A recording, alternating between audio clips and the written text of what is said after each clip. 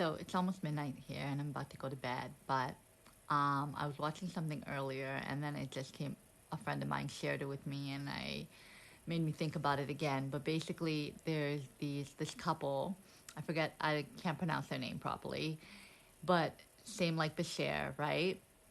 There's beings, entities, advanced consciousness, and they channel with these advanced consciousness. So, for example, with this couple, they channel with the Galactic Federation, and people that have astral projected as well, they have talked about this, interacting with the Galactic Federation. So yeah, when people are interacting with spirits, and I know that like I'm doing tarot, I'm a tarot reader now, and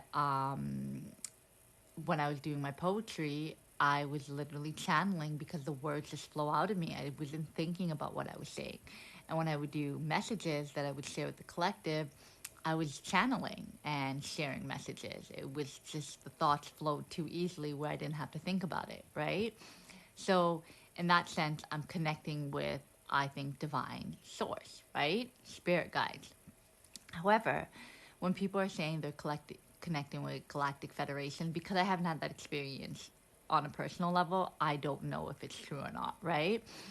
And the thing is, something that's wary with that, because if I go back to my prison planet theory and I talk about that, then it makes me wary because, for example, in the video that I was watching, is that they were saying that how World War III will not happen.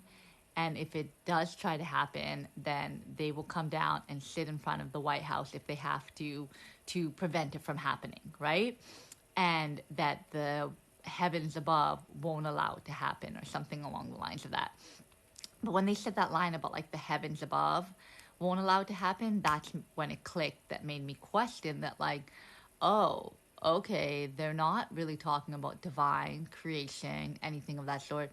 They're saying basically the gods are not allowing it to happen because then it will mess up the structure of the heavens. And they keep talking about Earth is gonna go through a new, Earth is going to jump timelines, right? There's gonna be an old Earth and a new Earth.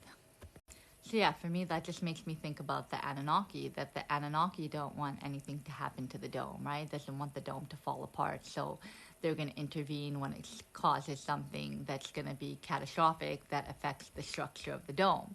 So it's like, and then the Galactic Federation, like it could not be the Galactic Federation that's protecting this Earth, or it could be that it's like they're the sorry, they're the Galactic Federation for oh my god, I'm gonna cough again, hold on. They're the Galactic Federation for the Anunnaki. Like they're just the watchers. They're the people that the Anunnaki put in charge to make sure nothing bad happens to this structure, right? And this whole splitting of Earth, like it makes me question that too, because if we live in a dome underwater on a planet called Tiamat, then the Earth doesn't exist. Like the Earth is just dirt. So to say that there's going to be a new Earth and old Earth is just going to be a, a new dome is going to be created that um, holds all the people with low vibrations, and then there's going to be a new dome that's created that holds a higher vibration of people to again manipulate and trick the people to be stuck in this prison planet. That hey, you jump timelines and now you're in this new Earth, right?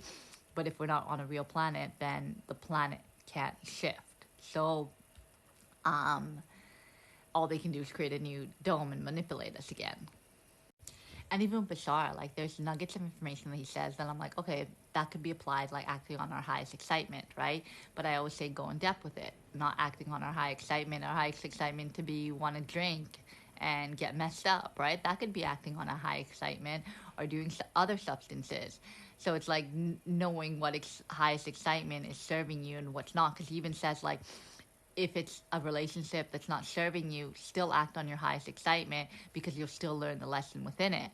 But it's like if you're aware that that relationship's toxic, then why would you act on your highest excitement when that's just like doing a disservice to you? Like if you can prevent it because you already know, like we enter sometimes relationships because we don't know they're toxic, or we see the red flags but we ignore them and we continue down in that relationship, right? But like that's just a side note, but like it's like Bashar too, I question a lot of things because it's like even like, say, Jesus, let's say. Like, Jesus could have been part of the Anunnaki bloodline. They've talked about it before, how he came to be and everything like that. Like, he could just not be from divine source, and the Anunnaki is the one who created his bloodline, like put him into Mary, got him birth because they put their DNA into Jesus, right?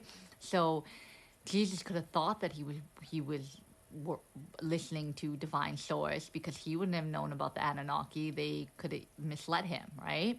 And when he shared nuggets of information, there's so much of it him talking about that the Anunnaki saying that creation is different from the gods that run this planet. In the Talmud of Emmanuel, he talks about this, right? So Jesus was aware that there was the creation and there was the Anunnaki. But he thought that Anunnaki was a part of creation and that they were here because they created this thing of merging their DNA and we were basically their children. Like, it's all these details, right? That my body's gonna die, so I can't get into it too much.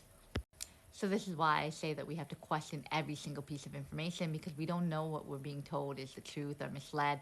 And even the beings that are coming down, they could be misled as well, right? Like, it's like if we're in a dome under trapped underwater in a prison planet, then there's no one coming into this dome.